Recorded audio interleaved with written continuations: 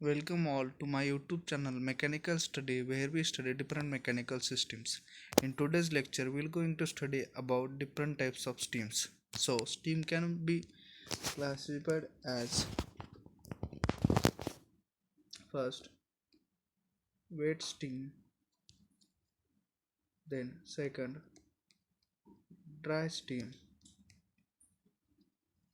and third is superheated steam. Superheated steam. Okay. Now, before going to the different types of steam, we must know the difference between steam and vapor.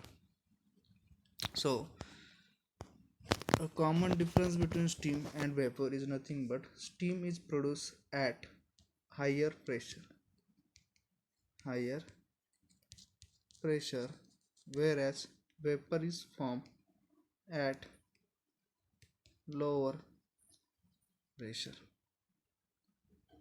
Now, steam further can be used for different purposes in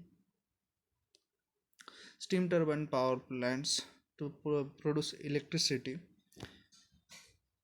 It is also used in sugarcane factories in order to heat up the sugarcane juice. Now, what are the different types of steam? First is wet steam, then second is dry steam, and last is superheated steam. So we will study one by one. Before going to the different type of steam, first of all we will study about the saturation curve.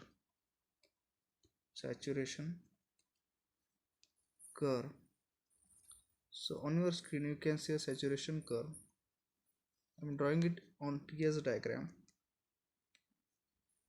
So here we can see a topmost point. Topmost point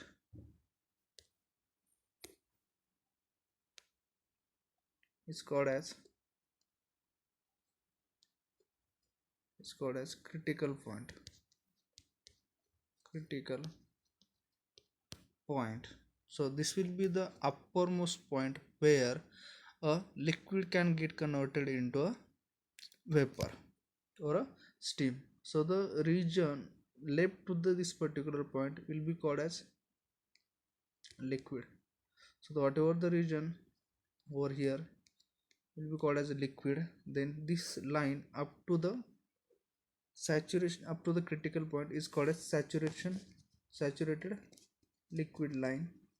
Similarly, a line or curve after critical point, it's called as saturated vapor line, and whatever the region afterwards the saturation vapor line, that is this region, is called as superheated vapor or superheated steam. Now, as you all know the difference between vapor and a steam, we'll see different types of steam one by one. Now, what is exactly wet steam means? So we'll see. Again, I will draw a saturation curve. So wet steam will be formed in between these two lines. Wet steam will be formed in between these two lines. Okay, so this will indicate a mixture of liquid plus vapor. Okay, liquid plus vapor means wet steam is nothing but it is a mixture of liquid, water plus water vapors. It is a mixture of water plus water vapor. In order to identify the condition of a steam, how much it is wet, so it is determined with the help of a dryness fraction. So we will see dryness fraction.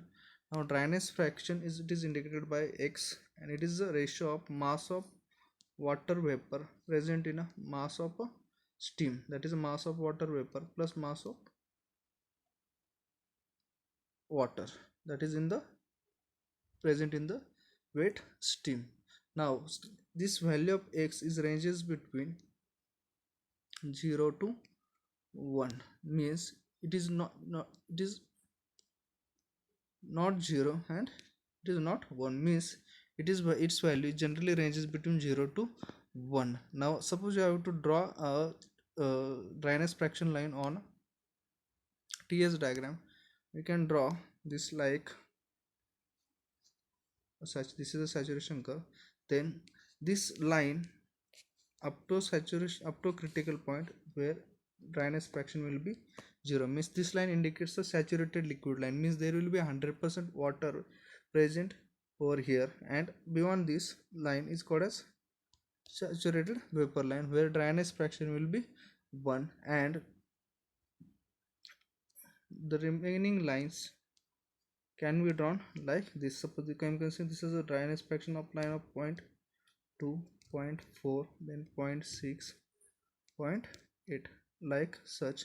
As you can see that whenever we move from left to the right, a dryness fraction tends to increases. Dryness fraction tend to increases means mass of water vapor in the steam, in a wet steam, is increases. So this is all about wet steam.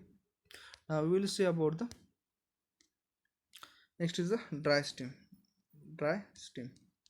Now when water present in a steam is completely evaporated, means complete evaporation of water take place, then such type of a steam is called as a dry steam, and that dry steam line can be indicated over this particular line. Curve line will indicate a dry steam where its dryness fraction will be 1, means the water vapor present in the steam will get converted into a completely into a vapor form. The next type of a steam that we have to study is the superheated steam. Superheated steam. Now this condition of a steam will get when we heat a steam. This region will indicate a wet steam. This particular line indicates us about a dry saturated steam, and when we heat a steam beyond saturation temperature. Now what is saturation temperature? It is a temperature, it is generally we call it as a boiling temperature also. So this is a temperature at which a liquid gets converted into a vapor at a particular pressure. Now as you all know that water gets converted into a vapor at 100 degrees Celsius, but it is operating under pressure of 1 atmosphere. As pressure increases, saturation temperature also increases. Okay, and generally we produce steam at a higher pressure in a thermal power plant. Now the superheated steam that we are having in the thermal power plant, which is generally pass over the turbine blades. This is the steam that is obtained when we heat a steam beyond a saturation temperature. Beyond a saturation temperature means up to a superheated temperature. Up to superheated temperature, that steam is called as superheated steam. Now the one term that is important regarding the superheated steam, that is degree of superheat. So degree of superheat is nothing but a difference of T sup and T sat, that is a superheated temperature of a steam and saturation temperature of a steam. This difference will give us a degree of superheat. So this is all about wet steam, dry steam and superheated steam. So do like and subscribe to my channel. Thank you.